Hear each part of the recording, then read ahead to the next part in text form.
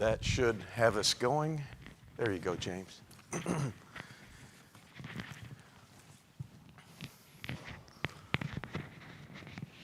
Those watching online, sorry about that. We had a few little technical blips this morning, and the equipment was blinking at James. I'm going to go with a Christmas tree, James. There was a lot of colors on that this morning, so the whole multicolor LED, and it was even flashing and twinkling at you. So a lot of things happening up there. If you're online, cameras are stuck this morning. So at least one or two of them stuck, so we're sort of in one position, so I'm not going to move around. Ron, thank you very much for opening with prayer. I'm sure everybody's seen on Realm a lot of folks out this morning with illness, not feeling well. We're going to finish up this morning with involvement, and at 9:35, you need the floor, right? Okay. I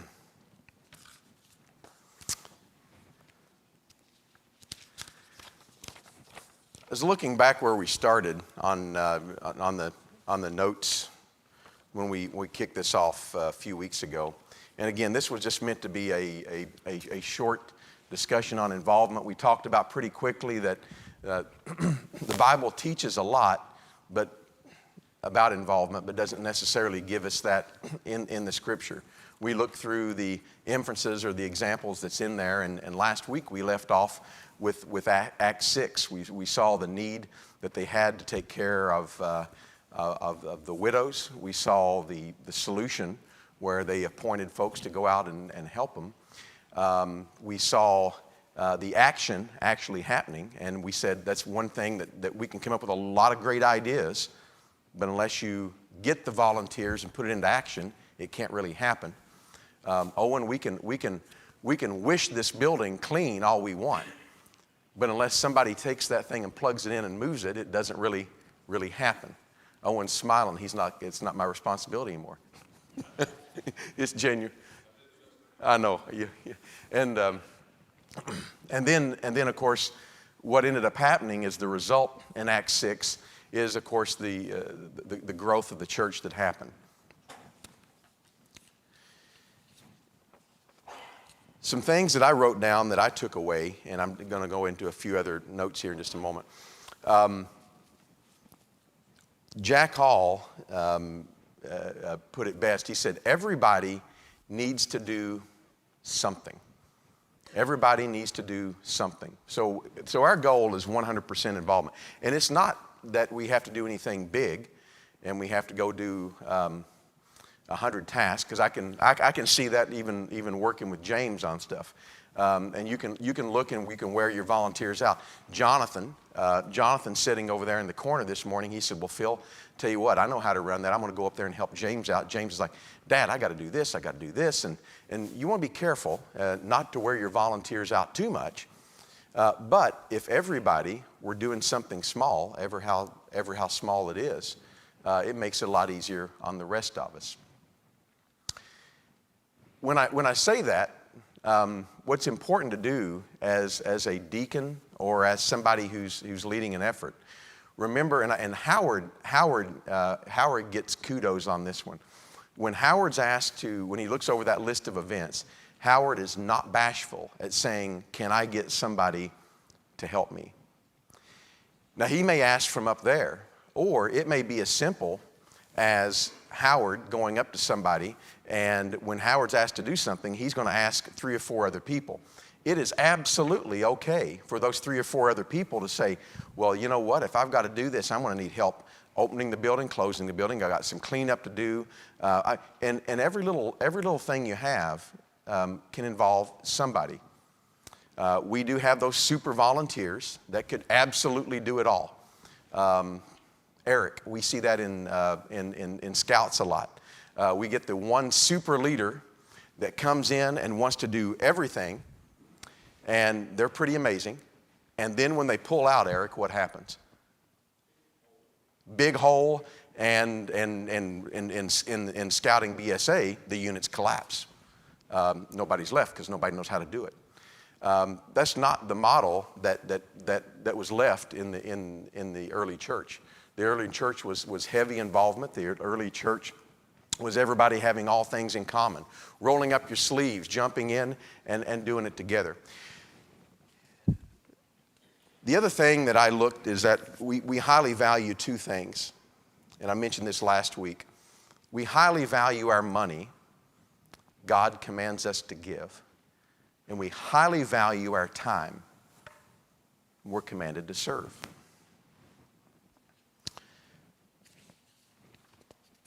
I found an article I thought was really good that I'll share with you.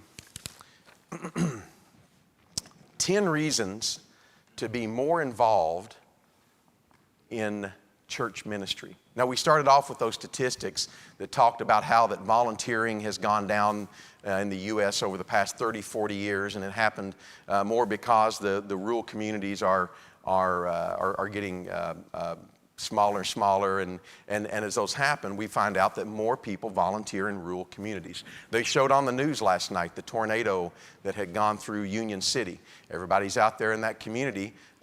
Yes. Well, they're not sure it's a tornado. Well, I can't. That's the camera's stuck. James, how far can I move?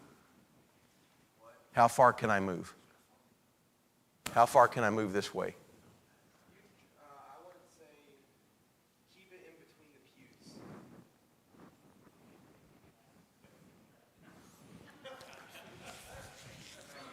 Which ones? Just stay beneath the hallway. Can you see me here? Yes. Okay.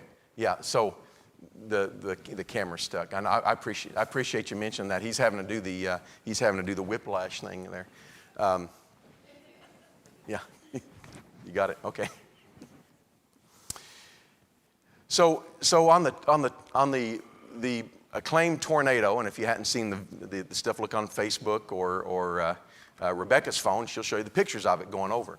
Well, okay, everybody's involved and everybody's in that town helping with the cleanup. When something happens here, you see folks assemble very quickly to jump in. Well, they talk about the benefits that happen from involving, and we had already mentioned that in our first class. These, I thought, were some other good reasons, and these hit on some things that I necessarily didn't really hit on, and I thought that it'd be good to go back and hit. First one, and these are just top 10 reasons they say.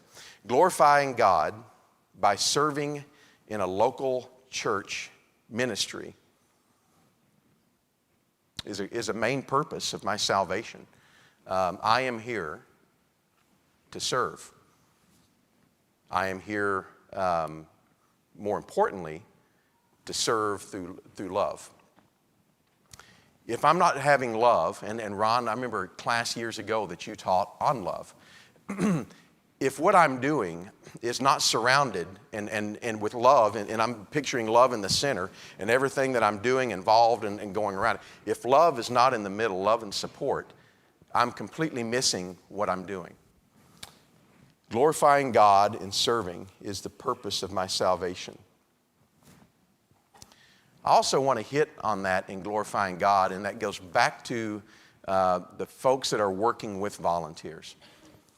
If you're not used to working with volunteers, it is a unique experience. I have managed in business. I have managed employees. I have managed things in a church setting. You can't fire volunteers. You can, okay? You can get rid of them, but there's a lot of fallout that happens. Yeah. You know, if you go up to somebody and say, it's just not working out, depending on what you're doing, and if you have love or not in the middle, you can absolutely run somebody away from the church. So there's a lot of responsibility that falls on us, that falls back on the coordinator, falls back on the deacon, falls back on those servants, that when we go and bring folks in, how do you sit down and have that discussion with somebody? I remember when I was asked years ago, when I was in Wichita, they said, Phil, we need you to take over the computer stuff and the AV. I said, okay, so what do I do? And I started reading magazines. I started opening up magazines. If they're going to ask me to do it, I'm going to become an expert at it. I was pretty good as a kid, helping my dad out when I was 10 years old. And I would, in those type of church buildings, right, you run up there and the PA system was behind the pulpit where the preacher could reach down and adjust it. Mike remembers it. Every Church of Christ had a Bogan system and a Radio Shack mic. That's just what they had. And I opened up this magazine. I'm like, wow, this is a lot bigger than I thought it would be. Number one thing they got in there is I'm looking for equipment, and the number one thing they talked about is said, how to work with volunteers. How to work with your volunteers. And it went into a lot of details, and I thought this was very eye-opening for me about how you work with volunteers who are not very good, how to work with volunteers who aren't good but want to be good, how to work with volunteers who are not good at all but super excited, how to work with volunteers who are highly talented and highly excited or highly motivated. Okay, well, that same thing in a work world, right? How do you work with those people? And when it gets into a church setting or in volunteer setting, it's completely different because you're constantly mentoring and helping those people. Because everybody who's here wants to be a part and do something right. I have never worked with a volunteer yet, and I've worked with some bad volunteers, okay? I've worked with great volunteers, but I've never worked with anybody, for example, in AV, youth ministry, or anywhere that ever walks in going, I want to absolutely tear down what you're doing and destroy it. Never had that happen. They always want to, they may not do good, right? But they want to help. Okay. Any comments so far? I'm going to move on through these others. Okay. Another reason is, and in no particular order of these, I have been uniquely gifted to serve. I have been uniquely gifted to serve. If you think about your skill set, I'm going to pick on one here in a moment. Everybody has different skill sets. Joe, I am not too sure what you guys will ever need from me in detail on working on asphalt in a parking lot, okay? However, I know I have a skill set to organize and to train and to do other things that you all can find. And now when you need help on a parking lot, I'll help you, right? But my great example is when you look at what we put together, and I'm going to go back to AV. In AV, that happened when there was a very specific group of people that we had here through the years, and that we were able to build something that usually you wouldn't see in churches, except in churches over 1,000. And we have a YouTube audience that is quite large, and a Facebook audience of 6,500 people, massive. All that got started with a guy named Greg Collins years ago. Again, talents that put together. Well, my favorite example lately in this uniquely gifted to serve, and I could go into so many different areas, but my favorite one lately is an email exchange between Eric Helton and Erica Thompson. And I'm looking at it, and I could halfway translate it, and I'm sure Erica looked at that email you sent, Eric, when you're talking about the VLAN system and the addressing and the IP this and all of this stuff, and I'm sure Erica was thinking, I'm glad Eric is on our side. Because he is very uniquely talented to take care of a system we got here. As you get a big building, we have problems here that you wouldn't have in a small place. So we can't just have one little simple Wi-Fi network that allows your phones to connect. It wouldn't reach, would it? I don't think it would reach in this building, would it, Eric? Especially when we get in here and all of a sudden we're down to one bar because of the metal structure that we're in. I think it was designed that way, that when you get in here, we block phone signals so you wouldn't get interrupted during the sermon. Okay. So I'm kidding, of course. So Eric, you are uniquely talented in what you do. Number 3, ministry, service, or my actions demonstrate, this is a powerful one, demonstrate the reality of my faith. So again, with faith comes action. And so what I'm doing here in my work that I put forward demonstrates my faith in what I love and what I do. Another good one, this is a good one, the laborers are few. Number 5, powerful one, and we had mentioned this one before. Children imitate what they see, not just what they hear.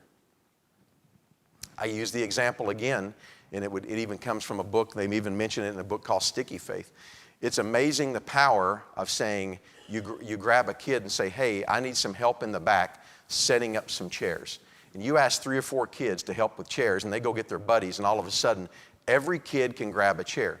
Now, we adults, we can grab a chair each, or the strong guys grab like 4 or 5 each, right? You're carrying all those, right? And you got them all in there. You put them up. But how cool is it when you see kids start to get involved in setting up, tearing down? Again, children imitate what they see, not just what they hear.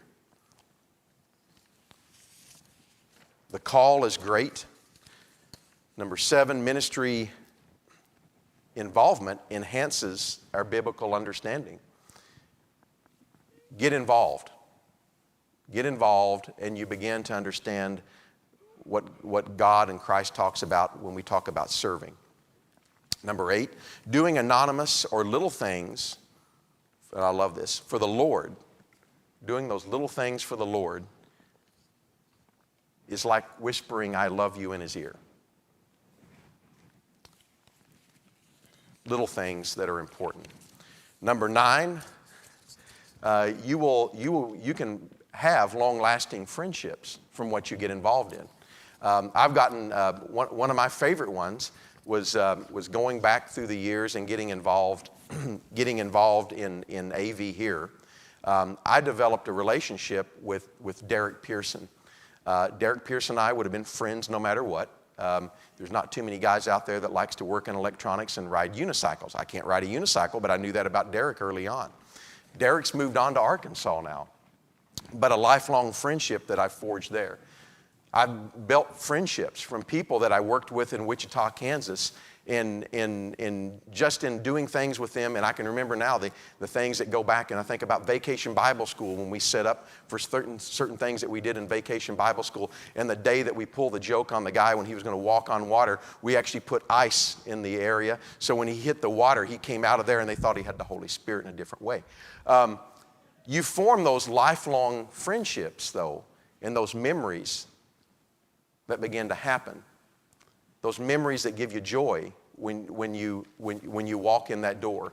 Or the memories when you remember the one about, I've heard the stories about, was it Joanne Grimes who cut up the lamb with a chainsaw?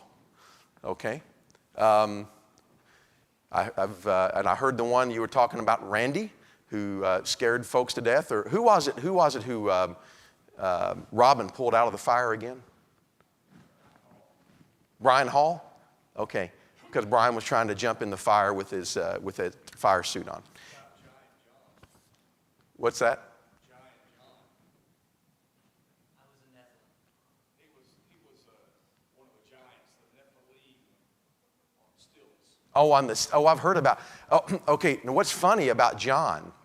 Those lifelong friendships that goes back about John, and I didn't know this until again. When I moved to Wichita, I began serving with some folks and some what became lifelong friends, and they visited here. And little did I know that this lady named Becky Greenwood, who was Zernstein, grew up with John. How about that? And she asked, does he still get on his stilts? Yeah. Was it Olathe, Kansas? Is that right? Huh? I'm sorry, not Olathe, Emporia, Kansas. It's flat. You could pull it off, yeah. Again, long-lasting friendships, things that bring you joy. Finally, switching gears just a bit on that one, the 10th reason is that I must stand before God. And did I do all that I could for God? And while God's not keeping the scorecard necessarily on how many things that I do, did I live a life of service? Not did I earn anything, but did I live a life of service? Did I lend a helping hand? Did I do things with love? Did I encourage someone along the way to be involved in the ministry of the church? Changing over a bit, I gave everybody a list of the ministries that we have here today. We're going to look at that list, and then I'm going to hand you out an involvement survey. And on the involvement survey is not for you to fill out just yet. We'll get to that one in a moment. It's for you to give me some feedback. On the ministries, I want you to take a look. And this is what I call, I guess what you'd call a roll-up of everything that we do. It doesn't detail everything, but it really hits the high categories. When you begin to look at church and families and everything that we have going on under that area, that includes everything from your youth ministry into your Kernels for Christ, bringing in summer interns, adopted student fellowship, fit teams, and so on. That area is a huge area for involvement. Unlike, for instance, there's only so many folks that Jeff Emberge can use to help with, or Randy with counting folks or counting money or working on. I don't think Jeff's going to let too many people jump in there and say, "Hey, yeah, you can have the reins to the church accounting system and go enter some stuff in for me." Okay, a little more complicated than that. However, in the church and family area, a lot of areas to be involved in. We mentioned, Howard led off mentioning several of those. I want to move into the education area. Talking about good volunteers, I'm looking this morning, and Travis was going to actually come in and speak a bit, and Travis said, "Phil, I can't. I got a call that such and such is sick." And then his backup is sick. And then the guy I would normally get is sick. So I'm teaching high school today. So that's where Travis is. And Travis said, "Here's my notes." And then when he put that down, Monica said, "Let me give you an earful." And Travis said, "He can't remember that much." Travis said, "Please, please, please," if you're online, please to you too, we need help with the Explorers program teachers. We are down to a somewhat of a skeleton crew. This involves K through 5th grade. What folks think a lot of times when I walk in to teach these classes is, what am I going to teach? What if I look at these kids, what am I going to say to them? These lessons are fully prepared. And when you look at what they call their lesson plan, it is very scripted on what you're doing. The lessons are already prepared. You can sign up, like with the Explorers, just to do a month, or you can do a longer commitment. Right now, you could go in there and just monitor and assist, or you could teach. The same thing for middle and high school. Travis has organized the curriculum, and in that one, he also has very prepared lessons. One of the probably the scariest areas to get people to volunteer in. It was one of my favorite areas to teach, but can scare you to death, and that is teaching middle school. Yeah, 6th, 7th, and 8th. Who has taught middle school before? 6th, 7th, and 8th grade. That can be awkward silence when you walk in there. They're kids. They're kids like anybody else, and they love it when they see different faces in that room. High school, same area. Those are typically 3-month commitments. If you're not sure that you're ready to teach just yet, volunteer to be an assistant. Okay, volunteer to be an assistant. You can go in there and pair up with a teacher, and then learn what it's like. When you're going in to do these things, Monica reminded me it could be a husband-wife combination, especially you get in the lower grades, and we think, well, sort of awkward, the guy going in just to teach first grade. Well, do it as a Phil and Debbie. How many, you all love to teach? What grade is it that you would do? Is it, you taught second and third an awful lot of years. I remember, and of course, and my history only goes back to about 2006 here. Brian and Kara, you all taught as a team several years. Greta and I would teach as a team in fourth and fifth. I think Kevin and Cheryl did that for years. So, and I could name more and more and more. Do that as couples. Again, a different way to serve. Technology, we mentioned up there already. We've already covered that one. Outreach, and I give these to you just to let you see the different areas. And what I'll do is I'm going to actually post this online and put it on Realm so folks can have this in front of them. There's a newer one coming out, Ministry or the Ministry of Program. Thank you, Joe. Program of Work. The POW is coming out before long, but I'll at least get this one put out there so everybody can have it, and those who aren't here. Information that gets into the data collection, budget, and so on, and then our worship.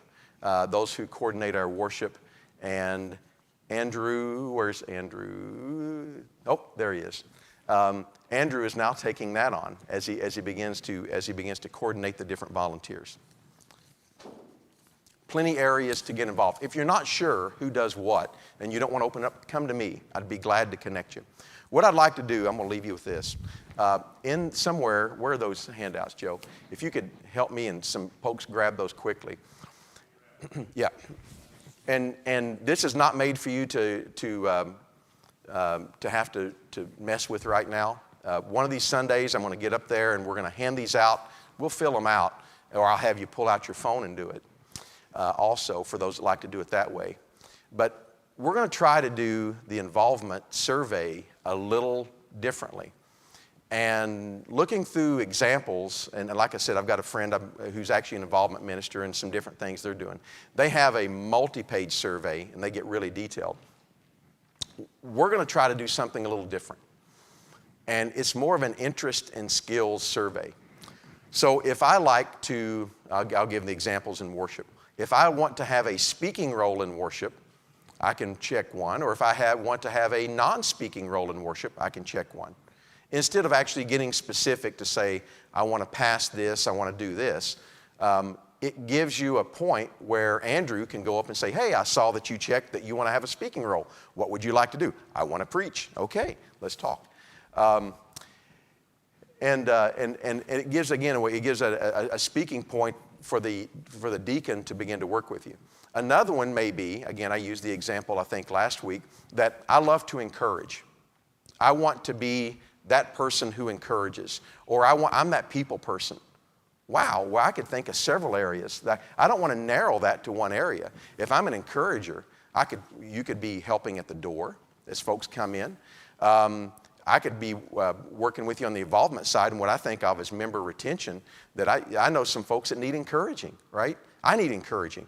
Maybe you have your door greeters, and then you have your folks that are just there. Be in your encourager group. I love that. Owen, you're an encourager. When I am down, somehow you come up and you just look at me. It's going to be okay, Phil. I don't know how you read me, but you do. And I appreciate that. Like Barnabas. Yeah.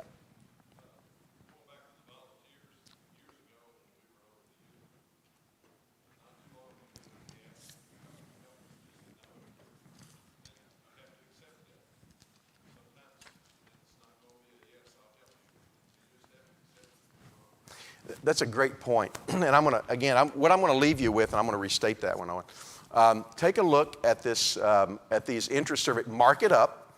And I know there's some things I'm leaving out. But think about what you would like to do, or what you may want to do, and it's not even on there. Okay? That thing is not meant to be too detailed. Some areas are more detailed than others. But look at that and see what you can help me mark up and get it back to me. Because the goal is to get folks involved. Owen's point is not every volunteer will say yes.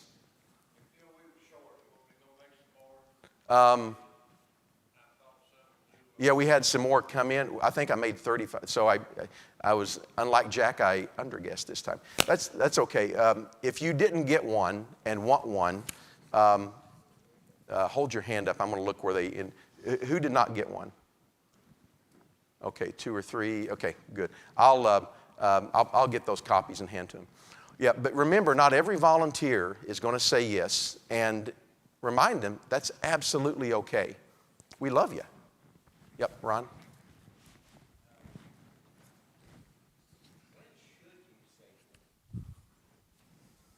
Oh.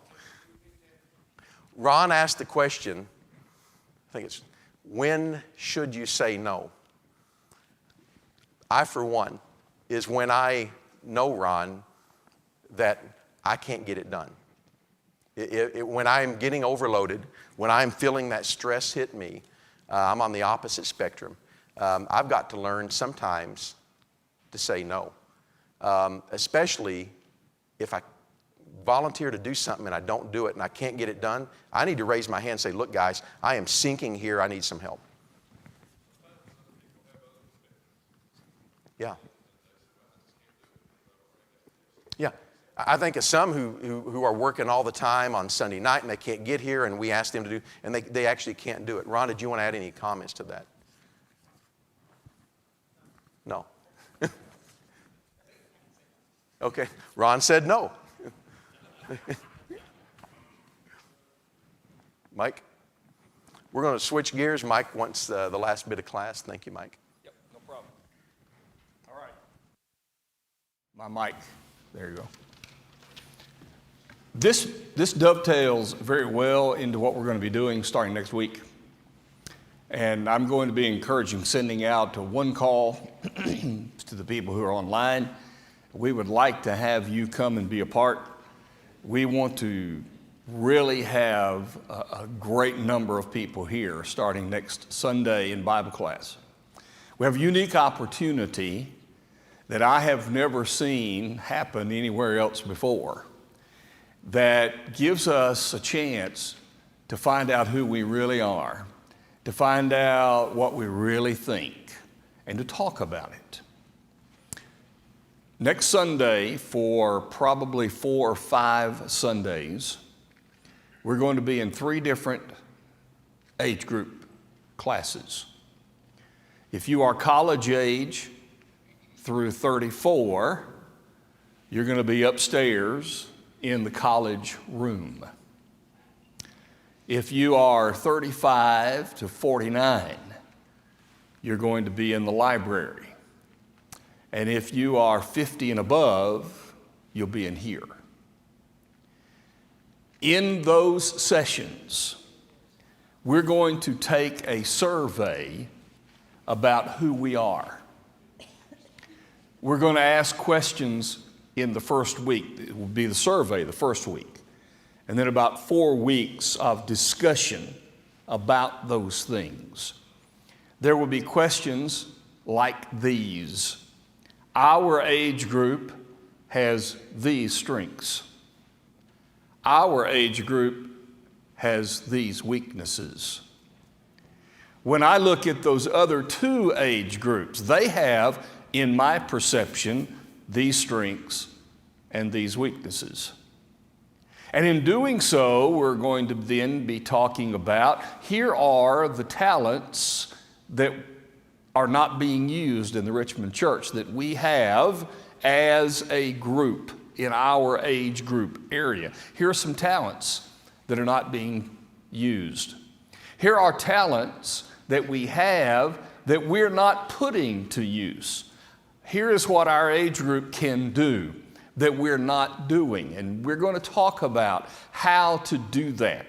So you're going to have about 5 weeks to be able to discuss in those age groups what your understanding of the Richmond Church is.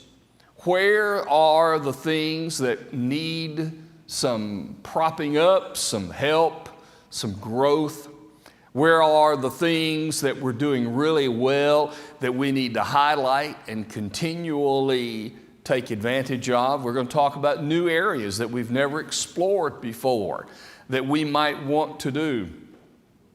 And then we're going to take the last 3 weeks, and we're all going to come in here, and we're going to take 3 weeks to talk about it as an entire group. And flowing or coming out of this, I think we can have a really good idea of where we are and where we can go. Now, I've never seen this done in the churches that I've been a part of ever, not in this way. And I think it has great potential. And I hope that you will take it seriously and that you will say, okay, I want to come and I want to give my input. I want to give my feedback. I want to say what's in my heart and in my mind. And we're going to take all of that material and put it together and collate it, and our elders can then take a look at it and think about it and see what's going on, see what the mindset and the attitudes are about where we are at this time. And it's going to fit very well into our theme for this year, drink from the spiritual rock. Because our whole point for this year is to challenge each other, to challenge ourselves, to have an intentionality into our spiritual growth. And a lot of that spiritual growth happens because of the fellowship that we have together, because of the outreach that we have, because of the connections we make with each other. That helps or inhibits our spiritual growth. And so this will be a time to discuss all of those things. And there are two who will be monitoring or leading the discussions in those groups.